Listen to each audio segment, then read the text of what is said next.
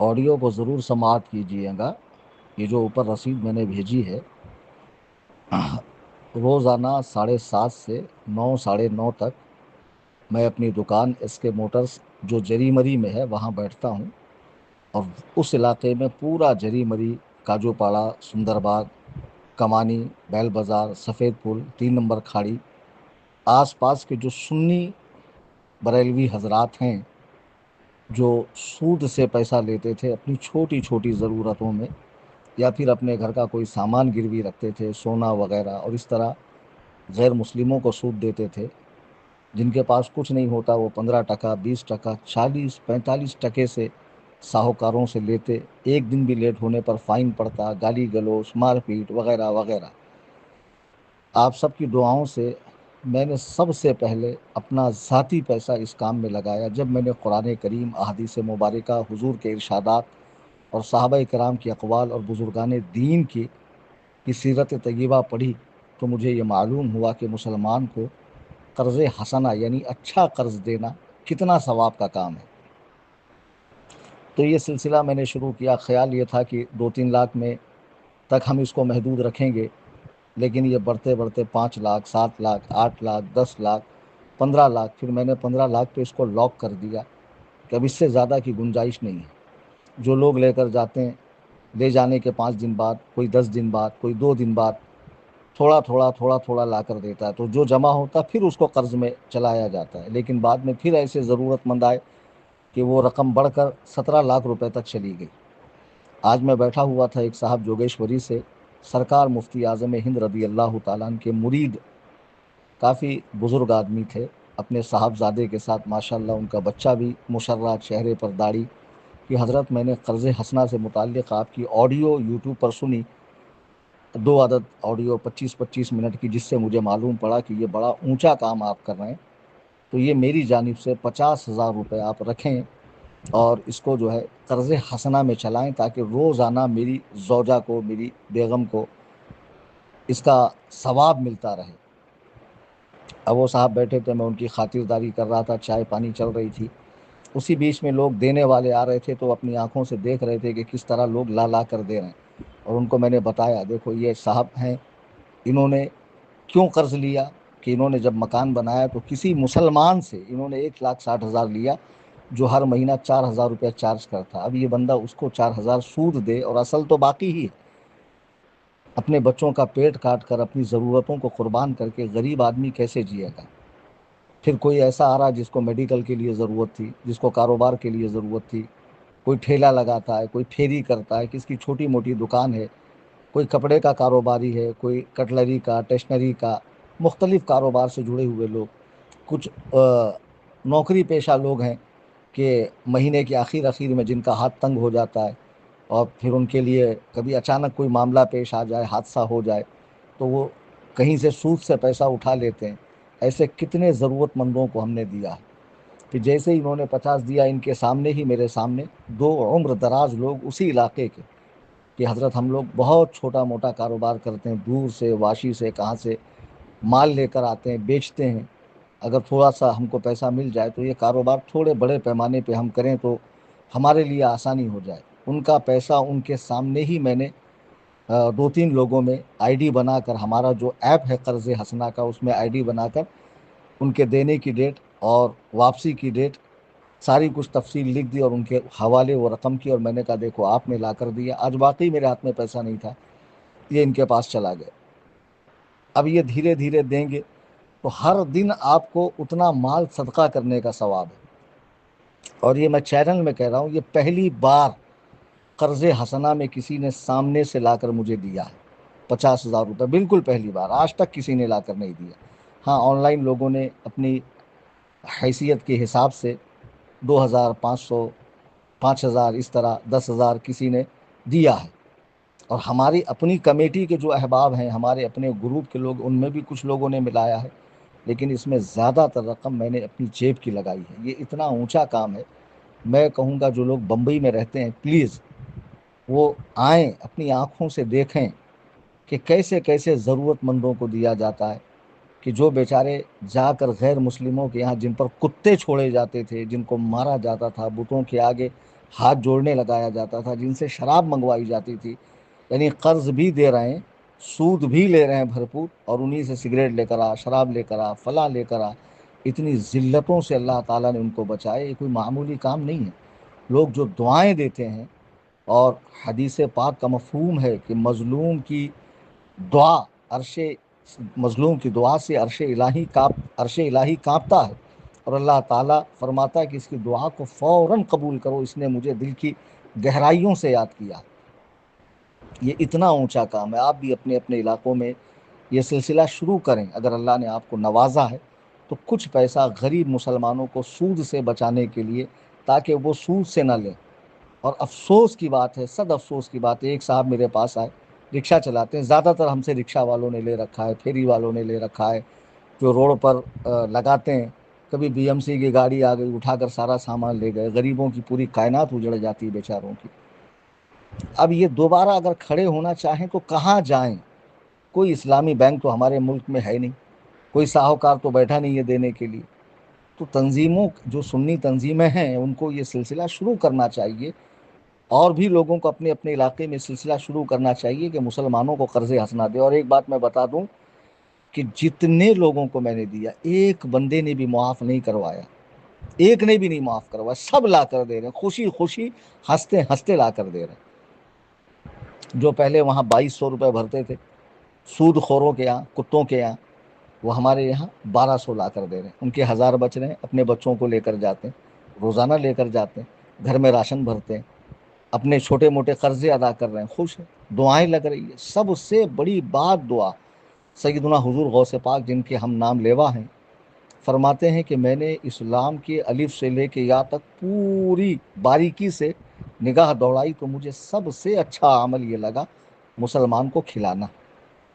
مسلمان کو کھلانا، کھلانے کی کتنی فضیلت آئی ہے قرآن کریم میں، احادیث میں۔ افسوس کہ آج آپ چلے جائیں بزرگان دین کے آستانوں پر، لوٹنے والے مجاور تو ہیں، کھلانے والے پیر صاحبان نہیں ملیں گے۔ جبکہ وہاں تو لنگر چلنا چاہیے، وہاں تو غربا کو، مساکین کو، یتامہ کو، فقراء کو، ضرورت مندوں کو پیٹ بھر کے کھانا کھلایا جانا چاہیے، ان کو کپڑے دیے جانے چاہیے، ان کے مکان کا انتظام ہونا چاہیے، ان کے قرض کو پھیڑنے کا انتظام ہونا چاہیے۔ حقیقت میں یہی لوگ ہیں اللہ والے، جنہوں نے ہمیں یہ چیزیں بتائی ہیں۔ تو بہرحال، اب میرے پاس ایک صاحب آئے رکشہ والے، تو ان کا میں جوڑ رہا تھا کیا حساب ہے۔ ان کو میں نے وعدہ کیا کہ انشاءاللہ میں منڈے کو دوں گا۔ بیچارہ روزانہ 2500 3000 روپے کیسے بھرے گا؟ بمبئی میں اتنی ٹرافک، رکشہ چلاؤ، شیئرنگ مارو جری مری سے کرلا، تو مشکل سے دن میں سے 4 5 راؤنڈ ہوتے ہیں۔ اتنی زیادہ ٹرافک ہوتی ہے، سڑکوں کی حالت آپ کو معلوم ہے۔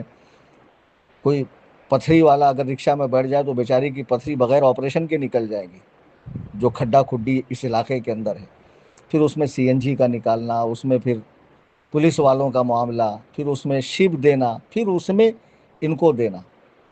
تو میں ان کو میں پوچھ رہا تھا تم سے تمہارا قرض کیسے ہوا؟ تو بتایا جس کی میں رکشہ چلاتا ہوں اس سے میں نے کچھ پیسے لے رکھے، اور وہ پروفٹ کے نام پر مجھ سے وہ بھی 250 روپے لیتا۔ میں نے کہا پروفٹ کیسا؟ بلاؤ اس کو میرے سامنے۔ مسلمان، اور اتنا اچھا نام ماشاء اللہ۔ سب سے پہلے تو میں نے اس کے سامنے قرآن کریم کی آیات، احادیث مبارکہ، مسلمانوں کے ساتھ خیر خواہی، بھلائی، صلہ رحمی اور اکرام مسلم کے اوپر، پھر اس کے بعد سود کی مذمت پر قرآن، حدیث، اللہ اور رسول کے ارشادات سنا کر میں نے کہا تم یہ کیا لیتے؟ بولتا رہے یہ تو پروفٹ ہے میرا۔ کیسا پروفٹ؟ تم اس کے ساتھ بزنس کر رہے ہو، اگر بزنس کے شریک ہو تو لاس میں لاس، فائدے میں فائدہ ہونا چاہیے، پھر یہ فکس کیوں 250؟ تم اس کو پروفٹ کا نام دے رہے ہو، تم اس کو بزنس کا نام دے رہے ہو، لیکن یہ سود ہے، یہ سود ہے، سراسر سود ہے۔ اور حدیث پاک ہے کہ سود کے 70 بڑے گناہ ہے، جس میں ہلکا گناہ یہ کہ آدمی اپنی ماں سے زنا کرے۔ ارے بے شرمو، مر جاؤ! تم مسلمان ہو کر سود کھاتے ہو، بڑے بڑے دعوے کرتے ہو محبت خدا کے، محبت رسول کے، محبت اہل بیت، محبت صحابہ کے، تمہارے چہروں پر لعنتیں برس رہی ہے خبیثو۔ پروفٹ ہے، اگر کوئی سود کو بزنس کہے، پروفٹ کہے، وہ جائز ہو جائے گا؟ کوئی شراب کو اگر ٹونک کہے، ہاں، تو وہ جائز ہو جائے گا؟ معاذ اللہ۔ کوئی جوئے کو اگر کہے یہ بزنس ہے، جائز ہو جائے گا؟ جو حرام ہے، جس کو اللہ و رسول نے حرام فرمایا، وہ تعویل باطل کے ساتھ جائز کرنے والا کافر ہو جائے گا۔ اس بات کو اچھی طرح ذہن میں رکھیے. ہاں. اور میں آپ کو بتاؤں، میں اللہ کی قسم کھا کے کہہ رہا ہوں، جو بھی بمبئی میں رہتا ہوا ہے، ابھی ایک صاحب ایک دم سنی صحیح العقیدہ پورا گھرانہ رافضیوں کے ساتھ اٹھنے بیٹھنے سے صحابہ کے بارے میں بدگمانیاں کرنے لگے، گالی گلوچ کرنے لگے. پھر اب ان کو بھی ضرورت پڑ گئی پیسوں کی، انہوں نے بھی کہیں سود سے اٹھا رکھا تھا. اب وہ روزانہ امید پر آئے کہ کچھ ملے، اور جب میرے پاس لوگ آتے ہیں تو اس وقت میں تقریر بھی کرتا ہوں حسد پر، بغض پر، کینے پر، نمازوں کے اہتمام پر، صوم و صلات کی پابندی پر، چہرے پر سنت سجانے، اسلامی لباس کی پابندی، سنت کا اتباع کرنے، بدعات سے بچنے، خرافات سے بچنے، صحابہ و اہل بیت کی محبت، ائمہ کرام کی پیروی کے اوپر مختلف عناوین پر میری گفتگو چلتی رہتی. میں گونگا تو ہوں نہیں، الحمدللہ بولنے والا آدمی ہوں.